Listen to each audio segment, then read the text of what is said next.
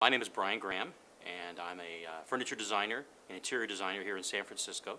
When I was 2 years old, I didn't draw fire engines. I drew fire engines in perspective. My mother could never figure that out.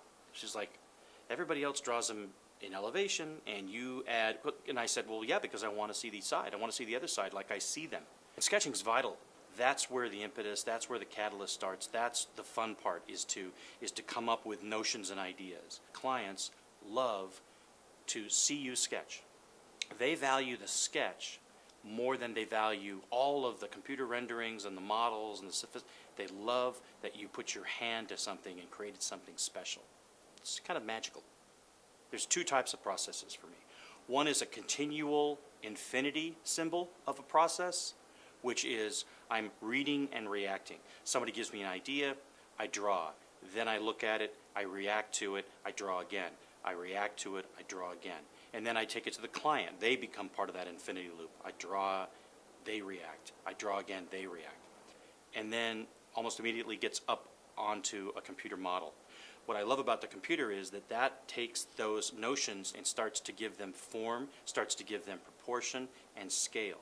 The danger in working in the computer too much, I think, is that you can tend to believe what it's saying to you rather than trusting your own intuition. So that's why I almost always go from a computer back to a sketch, back to the computer, and then let's make a full-scale prototype. Everything is designed. I think the challenge for designers in this culture that's exploding with information and news and all the stimulus is to edit, to synthesize those options down to something that's got some clarity, that's got some meaningful relation to life. I think the designer does have the responsibility of having a larger worldview. They need to bring in all of those different pieces of information, of research, of their own observational skills, which is probably the most important thing. I'm an interior designer by training, so I come to this from a standpoint of what do I need to furnish an entire space?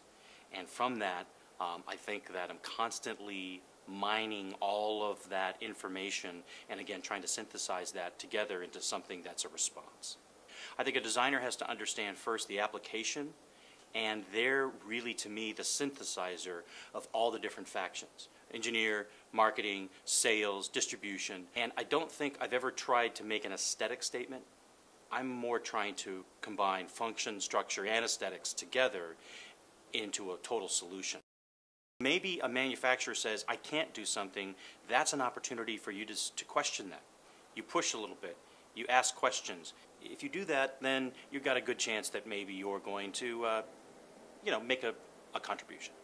I'm a visual guy, right? We are all, designers are visual people. I love to take it in and to see, why did they do that to this? If you're a visual person, it's hard to shut it off. You never shut it off. You always walk around, you are constantly looking, criticizing, analyzing. A lot of what we do is synthesis and transformation. Taking something that might be very familiar in one context, bringing it into another context, and giving it a whole new meaning. Right. Now the technology is so free, it's unshackled. The furniture comes back to being furniture. So now you make choices based on aesthetics, based on materials, based on desire, rather than this thing plugs into this. Good timeless design that endures is really, really relevant. I love to see fashionable things, trendy elements. That's all fun, and there's a real place for that. But nobody comes to me for that.